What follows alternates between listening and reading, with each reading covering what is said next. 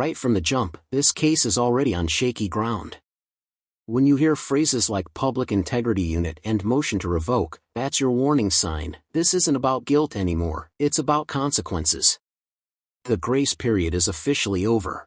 Court is calling 2023 CR 10024, State versus Reginald Tyrone Green. Can I have parties announced? Notes for the state. I'm S. Camping for Mr. Green. And are you Reginald Tyrone Green? Yes. Did you review the documents entitled Motion to Enter Adjudication of Guilt and Revoke Community Supervision and First Amendment Motion to Enter Adjudication of Guilt and Revoke Community Supervision with your attorney? Did you understand it? Yes. Are you the same Reginald Tyrone Green who was placed on deferred adjudication in 2023 CR 10024 for the offense of unauthorized use of a vehicle on April 16, 2025 for a period of 2 years? Is that you? Yes, sir. All right, state. Violated condition number 1, on or about the 21st day of May 2025 in Bexar County, Texas, the defendant, Reginald Tyrone Green, committed the offense of theft in violation of condition number 1. How do you plead to that? True or not true? True. And that single word, true, changes everything.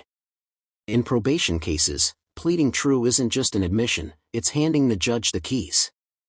At this point, sentencing power shifts entirely to the bench. Purpose, legal clarification. Engagement question.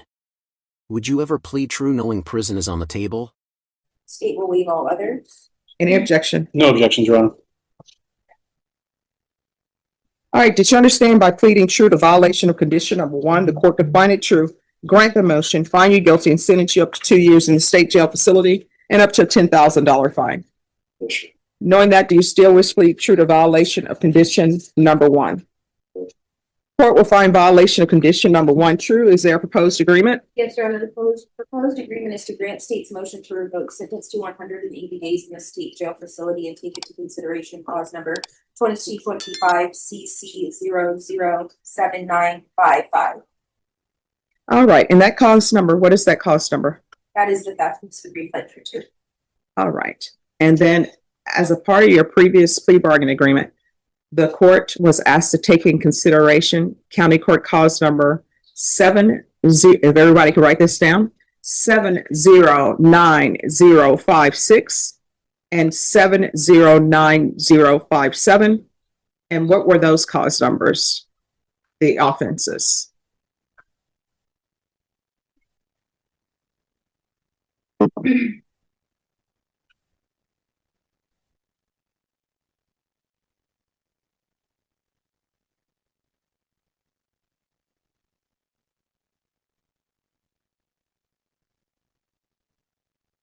I'll be close to the one that we're Yeah. taking in 007955 and then 707056. All right, I'll see if I can look it up.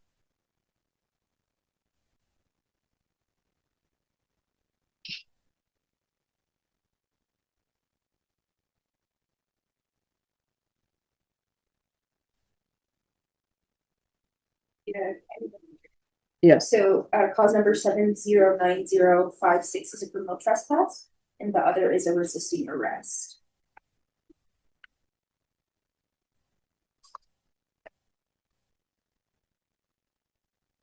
All right.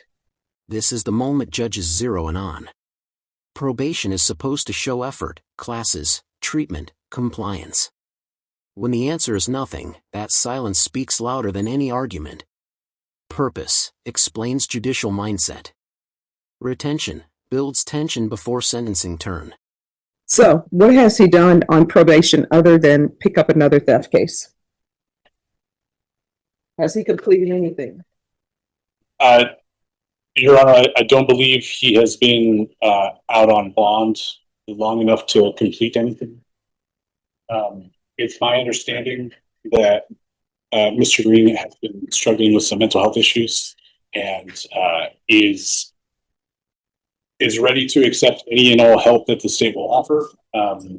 The underlying offense, I believe, is a unauthorized use of a motor vehicle that stems from a confusion with his parents. His father is here, present, and is standing behind and supporting Mr. Green. I do not believe that Mr. Green has successfully completed any of the other conditions of his supervision, but the desire is to pay his debt to society and then to relocate up to Texarkana with his family. And then be with his support network up there so they could help assist him in getting on track with everything. All right, what I can tell you both is I don't think 180 days is appropriate. He was on probation for unauthorized use of a vehicle. Yes, sir. Which is sort of close to being a theft. Sometimes the state will file it as a theft of a vehicle. Sometimes they will file it as just unauthorized use. And then while he's on probation, he's released and he immediately picks up with another theft case. That's in May. Yes, Your Honor. The theft cases, I believe, are shoplifting, not a forceful dispossession. And from what I understand, there may have been some other factors at work, but from our perspective, the decision to request that the state offer Mr. Green the ability to serve some time on their revocation was something that was agreed upon by all parties to help facilitate Mr. Green's getting past all of these incidents. I do believe he has a number of days in custody as credit that we would ask the court to attribute to him. But he has an unauthorized use that he's on probation for April 16, 2025. He doesn't do anything on probation. The only thing he does is pick up another theft case on May 21st, 2025. I'm assuming he gets arrested at some point in time for that, gets released, and then in June, he's alleged to have committed another theft of 2025. I just don't think 180 days is appropriate for him because he hasn't done anything on probation other than pick up new offenses. Y'all are dimming the lights. That line right there? That's courtroom code. When a judge starts summarizing patterns instead of incidents, the deal is dead. The 180-day offer just evaporated. Purpose, dramatic reveal. Audience hook, signals impending sentence. All right, so this is what the court is going to do. The court is finding you guilty, finding, as previously stated, found violation of condition number 1 true. The court is revoking. The court is taking in consideration 2025 CC 007955. The court will sentence you to 14 months in the state jail facility, give you credit for any time served, and the court will request the therapeutic community. Notice what just happened. The judge didn't max him out, but she absolutely rejected leniency. This isn't emotion, this is math. Probation plus new crimes equals real time. Purpose, sentence breakdown. Engagement question. Fair sentence, or should mental health have weighed more here? Your Honor, if the court would entertain a little bit of testimony as to the underlying, if that might Sure. have the court can reconsider in its assessment. We would like to call Reginald Green, Senior, to testify. Here. You're back against. Could you raise your right hand for me, please? Do you solemnly swear or affirm the testimony you give will be the truth and nothing but the truth, so help you God? Nothing but the truth. All right, you can lower your hand, state your name for the record. Reginald Green. All right, yes. Mr. Green, who are you in relation to Reginald Tyrone Green? That's my son. Okay, and are you familiar with the underlying charges of the unauthorized use of a motor vehicle? Yes, that was our vehicle that we gave to him. He was going through a breakdown at the time. He brought the car to get the what's called miles to get some work done on it. Came up to be $1,000. With his breakdown, he just figured he could go get the car, take the car. The people saw his state. They didn't press charges. We paid the $1,000, but my wife decided to take the car back because of his mental state. Okay, so let me stop you right there. So here's the thing. Once somebody has been placed on probation, they're placed on probation.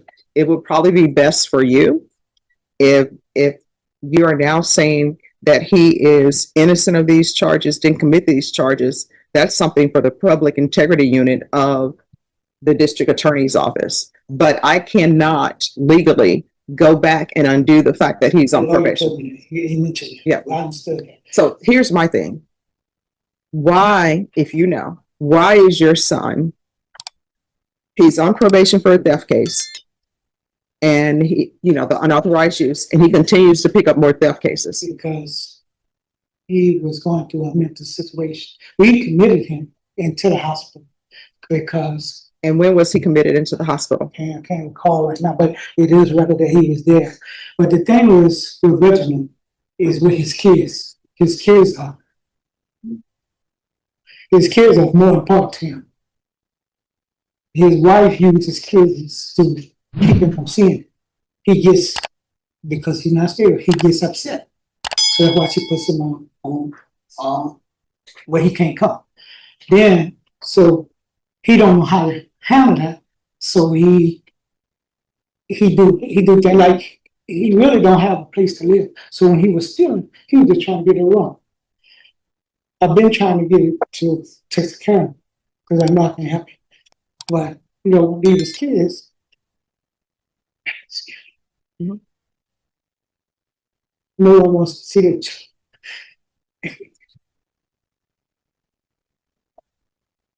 If you knew that, he would know. He's a person that gives assurance. He's a hard worker. It was a long, so he don't just get here. This was a long process. Mhm. Yeah, trying to do the right thing instead of hitting the wall. He got arrested this time. He was on his feet. By him being on his feet and get arrested, he loses his job. So now he starts over. Now he has no, because the main thing is for him is paying his child support, paying his child support. His father support was taking his majority of his whole check because he had 3 children. He loved his children. He ain't had a problem on that. But when he lost his job, he had nowhere to live.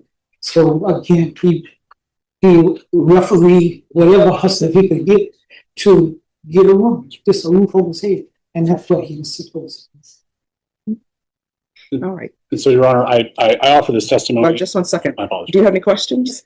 All right. Thank you so much for letting me know about your son. Your Honor, I offer this testimony so that the court could maybe reconsider its decision in its sentencing, knowing that Mr. Green is going to be getting the help that his family wants to offer, and that they would love to have him come up there to Texarkana, but they do understand that he needs to be admonished and punished and has to take some responsibility. And they're not trying to obfuscate that, and they're not asking the court to ignore that. They're just asking that if the court would to follow the plea agreement, that they believe that they would be able to be in a position to help Mr. Green once he is done with his sentence and can be back with his family in Texarkana, hopefully to get him back on his feet and assist him in any other way possible, as not just being his family in present, but also being someone that he can rely on and not have to. Do you have proof of his mental health issues? I do not on me at this time. All right. So this is what the court is going to do. The court sentence will remain to guilty, revoked, taking consideration 2025 CC 007955. 14 months in the state jail facility, give you credit for any time served in the therapeutic community. If your counsel brings proof to the court of mental health issues, proof to the court from your family of some sort of plan, then the court will reconsider if the state has no objections. And I say if the state has no objections because there truly is no legal motion that's a motion to reconsider. Once the court enters a legal sentence, that legal sentence stands. This is a critical legal reality check. Once a lawful sentence is entered, it's locked in, unless the state agrees. That's why judges are careful, and why this ruling sticks. Purpose, legal clarification plus finality. Retention, strong closing insight. So the state would have to agree to allow the court to reconsider. Do you understand? Yes, please. All right. Did you review the document entitled Trial Court Certification of Defendant's Rights to Appeal with your attorney? Did you understand it and sign it? All right. You have a limited right to appeal. That right to appeal is as it relates to the allegations in the motion, not the fact that you are on deferred adjudication. Because this is a felony conviction, you're not allowed to own or possess any weapons or ammunition. If you have a question over that, you'll need to speak to an attorney. Do you understand? Yes. All right. Thank you.